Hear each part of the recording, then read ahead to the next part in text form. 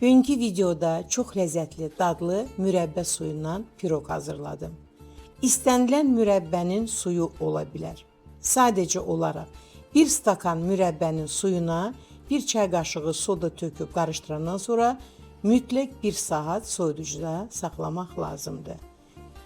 1 saatdan sonra dərin qabın içinə yumurta, şəkər, vanil əlavə edib ağarana qədər çalıram.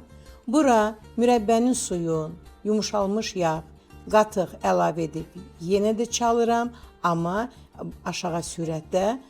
Un, kabartmanı əlavə edib bir daha çalıb bu cür gözəl xəmir hazırlayıram və yağlanmış, kroşkalanmış formanın içinə xəmiri boşaldıram və əvvəlcədən isidilmiş sobada 160 dərəcədə fansız bişirirəm.